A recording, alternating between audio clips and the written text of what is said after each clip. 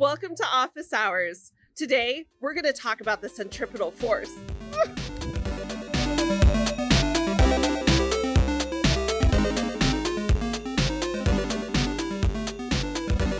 Objects want to move in a straight line, according to Newton's first law of motion.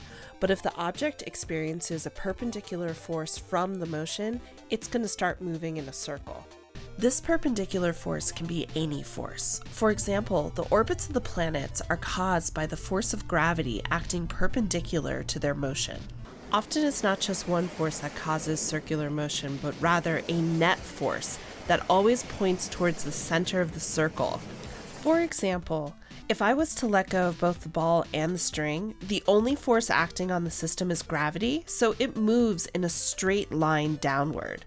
But if I just let go of the ball and hold on to the string, I'm now introducing a tension force, and the interaction of the tension and the gravity provide that center-seeking net force, causing the ball to move in a circular arc. Then, if I apply a little bit more tension into the string, I can actually make it go around in a full circle. Let's investigate what's happening to those forces as we move around in a circle. There are going to be two main forces acting on this bucket as I swing it around my head in a vertical circle. It's weight and tension, or the force being provided by my arm. So weight is the force of gravity acting on an object's mass. And because I'm hoping the mass of this bucket stays constant, that means that its weight is going to be constant. And weight is always going to be pointing downward because gravity always points in a downward direction. To measure the tension or the force being provided by my arm, I'm going to just use this generic luggage scale that I picked up at Target. I did slightly modify it with a camera rig so we can get a nice close-up view of the dial readings. So the way these scales work, and actually any scale you use to measure weight, is as the object's weight pulls on the little springs inside of this scale, the springs respond via Newton's third law. For every action, there is an equal and opposite reaction.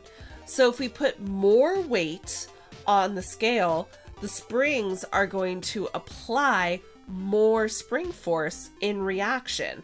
And this dial is actually measuring the spring force inside this scale. The bucket's weight is about 2 pounds, so that means my arm is applying 2 pounds of force. As I swing the bucket around in a vertical circle, the amount of force my arm applies changes drastically. This is because we want to keep the centripetal force or the net force acting on the bucket constant. And as we move around in a circle, I don't have to apply the same force with my arm to maintain this constant net force. At the bottom, I have to apply a lot more force because I need to overcome gravity and give a little extra towards the center. At the top, I don't have to apply as much force because gravity is actually helping out with that center-seeking net force. In summary, the centripetal force is not a force by itself, but rather a net force that acts perpendicular to the object's motion, causing it to move in a circle. Thank you so much for attending Office Hours. If you like what you saw, please consider subscribing to the channel and hitting that bell to get notifications when new videos drop. I also stream Office Hours on Twitch and on Facebook. If you want more Office Hours, please consider becoming a regular drop-in by joining my Patreon, or simply buy me a coffee. Support from viewers like you let me know that you want more Office Hours, and I'm happy to provide. Well, thanks again, and I hope to see you around.